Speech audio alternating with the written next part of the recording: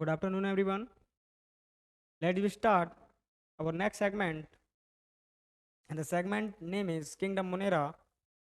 And Kingdom Monera के अंदर हमें पढ़ना है साइटोप्लाज्म की साइटोप्लाज्म का क्या इम्पोर्टेंस है। साइटोप्लाज्म का क्या इम्पोर्टेंस है तो देखिएगा, साइटोप्लाज्म का क्या इम्पोर्टेंट है किंगडम मोनेरा में। ओके, तो अगर मैं बात कर लूँ, देखिएगा मैं बात कर लूँ कि प्रोकैरियोट्स में जो साइटोप्लाज्म होता है, जो प्रोकैरियोट्स में साइटोप्लाज्म होता है, आपके दिमाग में आएगा क्या सर, साइट जो प्रोकैरियोट्स में साइटोप्लाज्म होगा सर, ये इसके पास कोई भी सेल ऑर्गेनेल नहीं होगा, मींस मेम्ब्रेन नहीं होगी।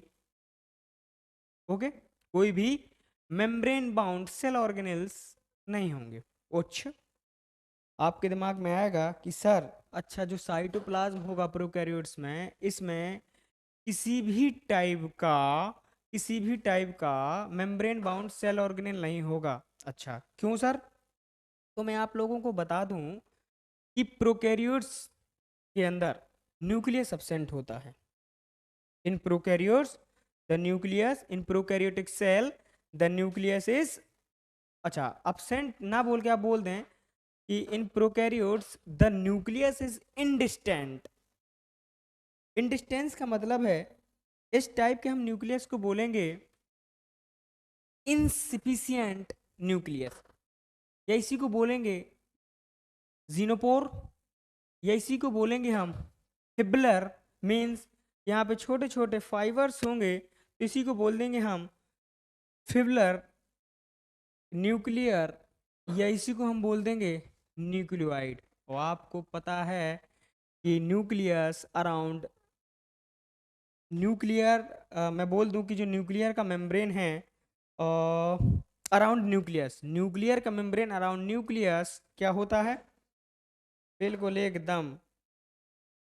मतलब इसके कहने का मतलब है the nuclear membrane around nucleus is absent. और अगर एब्सेंट होगा तो आपको पता है कि हम न्यूक्लियोलस को भी नहीं देख पाएंगे। तो आपको पता है कि यहाँ पे साइटोप्लाज्म में ट्रू क्रोमोसोम्स नहीं पाए जाएंगे। तो जब ट्रू क्रोमोसोम्स नहीं पाए जाएंगे तो यहाँ पे फॉल्स क्रोमोसोम्स पाए जाएंगे, और वो फॉल्स क्रोमोसोम्स बने होते हैं डबल स्टैंडर्ड सर्कुलर डीएनए से और नॉन हिस्टोन प्रोटीन जिसका नाम है पॉलीएमाइंस। तो आपको पता है ये क्या करते हैं, फॉल्स क्रोमोसोम्स, ये फॉल्स क्रोमोसोम्स जो करते हैं वो क्वाइल करते हैं, क्रोमोसोम्स की क्वाइलिंग कराएंगे और आगे चलने के बाद फॉर्म करा देंगे क्रोमोसोम्स को एक रीजन में, और उस रीजन्स का नाम है न्यूक्लियोइड। और आपको ये भी पता है कि यहाँ पे जो राइबोसोम्स होगा वो 70s टाइप का होगा, और 70s टाइप का क्योंकि प्रोकैरियोट्स में 70s टाइप का राइबोसोम प्रेजेंट होता है।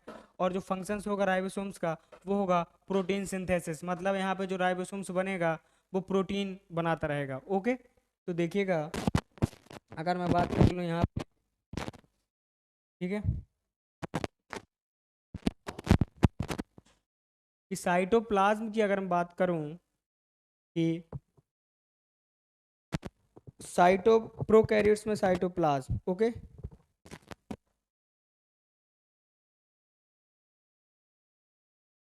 The cytoplasm of prokaryotes lacks क्या लेक करेगा, बोले, मैंने कहा the cytoplasm of prokaryotes lacks lakes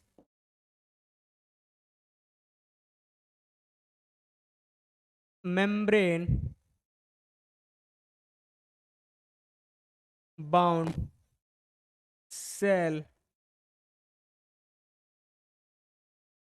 organelle, membrane bound cell organelle. अच्छा, मेम्ब्रेन बाउंड सेल ऑर्गेनेल, तो इसका मतलब है साइटोप्लाज्म, प्रोकैरियोट के साइटोप्लाज्म मेम्ब्रेन नहीं होती। तो देखिएगा जब मेम्ब्रेन नहीं होगी तो इन prokaryotic cell the nucleus is in prokaryotic cell the nucleus is indistinct. indistinct मतलब अलग अलग नहीं होगी. the nucleus is indistinct. तो इसी टाइप के न्यूक्लियस को बोला जाता है this type of nucleus is called the nucleus is called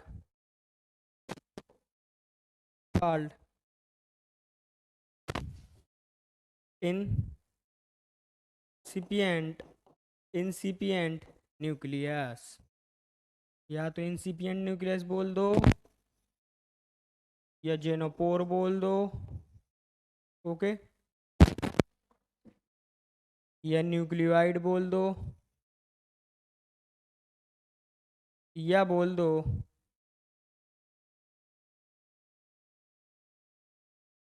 fibrillar nuclear.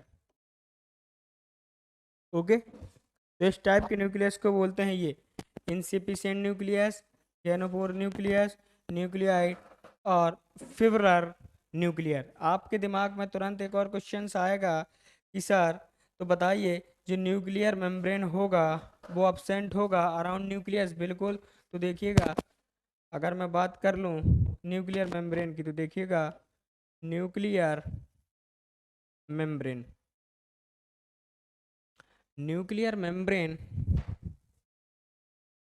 is absent around nucleus. Nucleus और न्यूक्लियर मेम्ब्रेन एब्सेंट होंगी. Okay. Nuclear membrane is absent around nucleus जब absent अराउंड न्यूक्लियस होगा तो इसका मतलब है it also lacks nucleolus. Okay. Nuclear membrane is absent around nucleus और क्या लेक करेगा न्यूक्लियोलस. अगर मैं अब बात कर लूँ कि इसमें ट्रू क्रोमोसोम्स नहीं होते. ठीक है. तो मैं लिख दूँ प्रोकैरियोट्स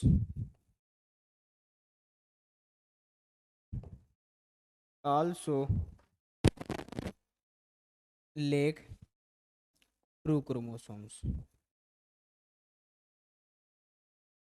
बहुत सारे रीजंस ऊपर हैं क्यों ट्रू क्रोमोसोम्स नहीं होते. तो देखिएगा prokaryotes also lake true chromosomes instead of it they have false chromosomes. They have false chromosomes. अगर false chromosomes है तो false chromosomes किससे बना होगा false chromosomes which is made up of double stranded circular necked DNA which is made up of which is made up of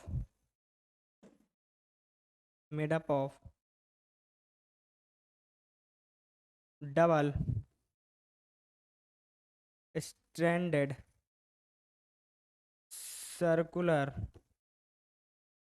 necked DNA. Yes. Okay. Double stranded circular necked DNA with non histone protein जिसको बोलते हैं पॉलीएमाइंस. Non histone ये किससे बना होता है false double standard circular नेक DNA. Okay. और non histone protein जैसे पॉलीएमाइंस. ठीक. तो क्या करता है इसी को यहीं लिख दूं कि this falls chromosomes this falls chromosomes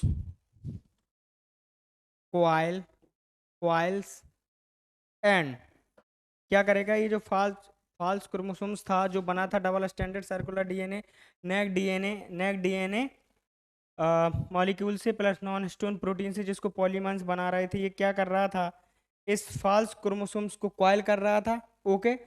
और और क्रोमोसोम्स को फाउंड कर रहा था, और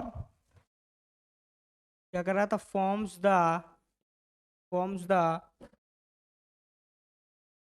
क्रोमोसोनल रीजन, क्रोमोसोनल रीजन। उस क्रोमोसोनल रीजन्स को बोलते हैं हम न्यूक्लियोइड, उस क्रोमोसोनल रीजन्स को बोलते हैं हम न्यूक्लियोइड। तो ये क्या कर रहा था, कॉइल कर रहा था और क्रोमोसोनल रीजन्स को बना रहा था। उस क्रोमोसोनल रीजन्स का नाम हमने दे दिया न्यूक्लियोइड। और न्यूक्लियोइड जो अपसेंट होता है न्यूक्लियोइड में, ठीक है, nucleoid which is known as nucleoid की मैं बात कर लूँ, इस क्रोमोसोनल रीजन्स को हम बोलते हैं न्यूक्लियोइड। अगर मैं बात कर लूँ एक और मेजर इनके फंक्शंस की, कैरेक्टरिस्टिक्स की, कि जो आपका है राइबोसोम्स, तो आपको पता, मैं बता दूं कि in prokaryotes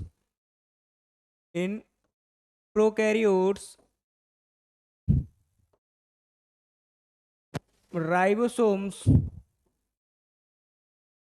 ribosomes are of 70s type. Ribosomes कितना, 70s types, which helps in the synthesis of protein. समझ में आया? तो ये सारा का सारा तामझाम था हमारा related general features, characteristic features of prokaryotes. अब अगर मैं बात कर लूं इनके एग्जाम्पल्स की,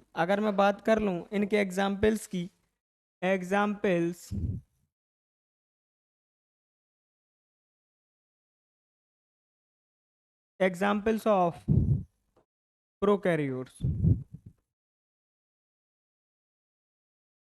तो देखिएगा एग्जाम्पल्स ऑफ प्रोकैरियोट्स में ये रही लिस्ट आपके एग्जाम्पल्स की। पहला एग्जाम्पल, दूसरा एग्जाम्पल, तीसरा एग्जाम्पल, चौथा एग्जाम्पल, पांचवा एग्जाम्पल, छठा एग्जाम्पल। तो देखिएगा पहला एग्जाम्पल्स है एक्टिनो माइसिटीज, दूसरा है ब्लू ग्रीन एल्गी जिसको बोलते हैं बीजीए,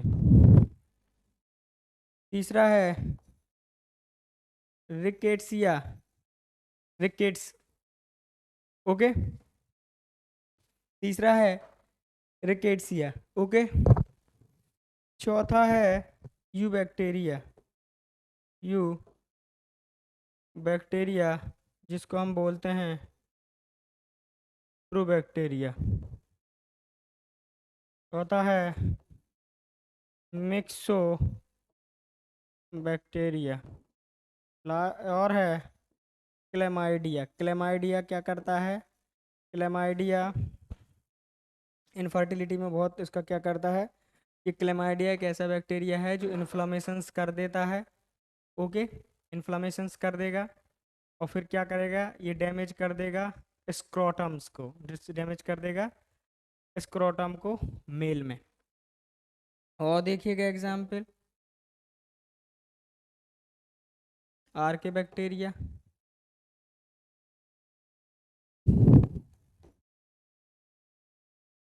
ठीक है। तो ये हैं एग्जाम्पल ऑफ प्रोकैरियोट्स।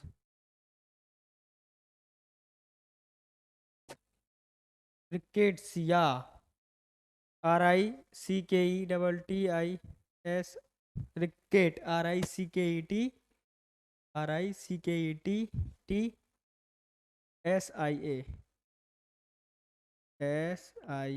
रिकेट्सिया, ठीक है। अब सही है। तो ये रहे आपके सारे एग्जाम्पल्स ऑफ कैरियोट्स। अब हम बात कर लें, अगर अगर हम बात कर लें बेटा जी, किसकी बात कर लें, हम बात कर लें यू बैक्टीरिया की। यू बैक्टीरिया की जो इसी का सेगमेंट है, यू बैक्टीरिया, इसको हम बोलते हैं ट्रू बैक्टीरिया। अगर हम इसकी हिस्ट्री की बात कर लें, अगर हम इसकी हिस्ट्री की बात कर लें तो भी हेल्पफुल है। तो देखिएगा, हम बात करेंगे हिस्ट्री ऑफ यू बैक्टीरिया। तो आपको पता है यू बैक्टीरिया जो ट्रू बैक्टीरिया है, हम इसको बरसात के मौसम में, यह जो टीथ का स्कम होता है यहाँ से इसको लिए हैं, लेते हैं, और इसको आगे चलने के बाद बोल दिया, रेफर कर दिया एनिमल कुले। एनिमल कुले जो सबसे पहले ऑब्जर्व किया था एक साइंटिस्ट जिसका नाम है लेवनहोक। लेवनहोक ने सबसे पहले रेनी सीजन में और टीथ के स्कम में इसको ऑब्जर्व किया। ओके, ऑब्जर्व करने के बाद 1675 में क्या किया, इसको नेम दे दिया गया और उसका नेम था एनिमल कुले। ओके, तो जब इन्होंने क्या किया, इसको डिस्कवर कर दिया, तो इन्होंने ये सारा का सारा तामझाम हिस्ट्री जो ट्रू बैक्टीरिया का था, इन्होंने एक अपनी बुक में पब्लिश कराया। इन्होंने अपनी एक बुक में पब्लिश कराया। ओके, और उस बुक का नाम था the secret of nature. The secret of nature. Nature में कौन कौन से सीक्रेट्स हैं, तो उसको डिस्कवरी करने का, या उस किताब में सारा का सारा क्रेडिट लिखा लेवन हुक ने। क्या लिखा? लेवन हुक ने। इसके बाद दो साइंटिस्ट आए जिनका नाम था F.J. कोहेन और एरहनबर्ग ने सबसे पहले क्वाइन किया बैक्टीरिया को, क्वाइन किया बैक्टीरिया को। और फिर एक साइंटिस्ट आए वर्गे, बहुत इंपॉर्टेंट साइंटिस्ट वर्गे साहब आए, और वर्गे ने क्या किया, बैक्टीरिया को एक प्रोसोफाइटा ग्रुप में रख दिया।